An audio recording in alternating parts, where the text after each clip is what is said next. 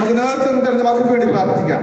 കർത്താവെ നല്ല നേതൃത്വം കൊടുക്കുവാനും അനേകരെ കർത്താവിലേക്ക് വരുത്തുവാൻ തക്കുന്ന സഹായികളോട് പ്രാർത്ഥിക്കാം. കർത്താവെ നിന്നിലല്ലാതെ വേറൊന്നും ആശ്രയിപ്പാൻ ഇടയാക്കുന്നതിനോട് പ്രാർത്ഥിക്കാം. ഈ ലോകത്തിൽ അനേക സ്ഥലങ്ങളിൽ ആശ്രയിപ്പാൻ ഒക്കും. പക്ഷെ നമുക്ക് ആശ്രയിപ്പാൻ ഒരൊറ്റ സ്ഥലമേ ഉള്ളൂ, ജീവനുള്ള ദൈവമായ യഹോവയിൽ ആശ്രയിക്കാൻ. അത് നമ്മുടെ ജീവിതത്തിൽ അനുഭവമായിരിക്കണം. മറ്റുള്ളവരെ നമ്മളെ നോക്കുമ്പോൾ നമ്മൾ ഒരു വ്യത്യസ്തത കാണും. നമുക്ക് ലോകക്കാർ ജീവിക്കുന്ന പോലെ ജീവിക്കാനൊക്കത്തില്ല, മറ്റുള്ളവർ നടക്കുന്ന പോലെ നമുക്ക് ജീവിക്കാനൊക്കത്തില്ല.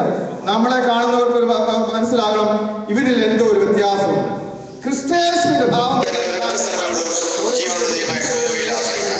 ആ ഭാവം നമ്മൾ ഉണ്ടാകുമ്പോൾ ദൈവത്തോട് പ്രാർത്ഥിക്കാം. നമ്മുടെ ഇവിടെ രോഗികളായി കഴിഞ്ഞ അനേകരുണ്ടോ അവർക്ക് വേണ്ടി പ്രത്യേകം പ്രാർത്ഥിക്കാം. പ്രത്യേകിച്ച് റെയിൻ എന്ന സഹോദരനോട് പ്രാർത്ഥിക്കാം. ആ കുഞ്ഞിന് ബ്രെയിൻ ട്യൂമറായിട്ട് കഷ്ടപ്പെടുന്നല്ലോ. കഴിഞ്ഞ കാലങ്ങളിൽ ഞങ്ങൾ രോഗികളെ വേണ്ടി പ്രാർത്ഥിച്ചപ്പോൾ കർത്താവ് അത്ഭുതം പ്രവൃത്തി ചെയ്യുകയാണ്.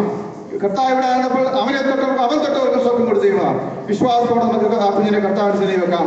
മാർക്കോസിന്റെ സുവിശേഷം 2-ാം അധ്യായത്തിൽ പറയുന്നു, 4 പേര് ഒരു പക്ഷപാതക്കാരനെ കൊണ്ടുവന്നു. പക്ഷപാതക്കാരന്റെ വിശ്വാസം കണ്ടിട്ട്, പിന്നെയോ ആ കൊണ്ടുവന്നവരുടെ വിശ്വാസം കണ്ടിട്ട് കർത്താവ് സൗഖ്യം കൊടുത്തു. അപ്പോൾ ആ വിശ്വാസം നമ്മളിലുണ്ടെങ്കിൽ നമുക്കും ആ നമ്മുടെ രോഗികളെ കർത്താവിന് സന്നി വെച്ചാൽ കർത്താവ് സൗഖ്യം കൊടുക്കും. ഹല്ലേലൂയ. അപ്പോൾ നമ്മുടെ ജീവിതത്തിൽ അനുഭവമായിരിക്കണം അത്. നമ്മുടെ വിശ്വാസം കണ്ട് കർത്താവ് രോഗികൾക്ക് സൗഖ്യം കൊടുക്കും. ടോണിയുടെ ഫാദറിനോട് പ്രാർത്ഥിക്കാം. ഐസിയിലൊക്കെയായിരിക്കുന്നല്ലോ, ആ മകനോട് പ്രാർത്ഥിക്കാം. നമ്മുടെ അറിവിൽ അറിയാതെ അനേക രോഗികളുണ്ട്, ഇവർക്ക് വേണ്ടി പ്രാർത്ഥിക്കും. കർത്താവെ, കഴിഞ്ഞ കാലങ്ങളിൽ ഞങ്ങൾ രോഗികളോട് പ്രാർത്ഥിച്ചു. ഈ പ്രാർത്ഥനയുടെ അത്ഭുതം പ്രവർത്തിച്ച ദൈവമാണ്. ദൈവത്താൽ കഴിയാത്ത ഒന്നുമില്ലല്ലോ. റോമർക്കെഴുതിയ ലേഖനത്തിൽ പൗലോസ് പറയുന്നത്, ഇല്ലാത്തതിനെ ഉള്ളതുപോലെ വിളിച്ചു വരുത്തിയ ദൈവം. ഹല്ലേലൂയ. എത്ര വലിയവനായ ദൈവമാണ് നമ്മൾ ആരാധിക്കുന്നത്. അത്ര വലിയവനായ ദൈവത്തെ ആരാധിക്കുമ്പോൾ നമ്മൾ വിശ്വാസത്തോടെ നമ്മൾ ആവശ്യം കർത്താവിനെ ശ്രമിക്കും. അപ്പാ, ഞങ്ങൾക്ക് ആശ്രയിപ്പാൻ നീ അല്ലാതെ ആരുമില്ലല്ലോ. ഹല്ലേലൂയ.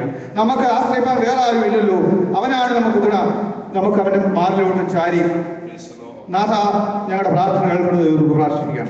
മറ്റനേക ആവശ്യമുണ്ടല്ലോ. നാളത്തെ കൺവെൻഷന് പ്രാർത്ഥിക്കാം. തക്ക സമയത്ത് തുടങ്ങുവാനും കർത്താവെ ആ ദേശത്തിന് ഒരു വിടുതലായിരിക്കാൻ സഹായിക്കുന്നത് ദൈവത്തോട് പ്രാർത്ഥിക്കാം. നമ്മൾ താമസിക്കുന്ന ദേശത്ത് അനേക ദൈവത്തെ അറിയാതെ ജീവിക്കുന്നുണ്ട്. ദൈവം ഉണ്ടെന്ന് അറിഞ്ഞിട്ടും ദൈവത്തിന് കൊടുക്കുന്ന മാന്യത കൊടുക്കാതെ, മഹത്വം കൊടുക്കാതെ ഈ ലോകത്തിന് മോഹങ്ങൾ അകപ്പെട്ട് ജീവിക്കുന്ന അനേകർക്ക് വേണ്ടി പ്രത്യേകം പ്രാർത്ഥിക്കും. കർത്താവെ അവരുടെ ജീവിതത്തിൽ മാറ്റം ഉണ്ടാവാൻ തക്കണം. അവർ ദൈവത്തെ കണ്ടെത്തുവാൻ തക്കണം, ദൈവത്തിൽ ആശ്രയിപ്പാൻ തക്കണം.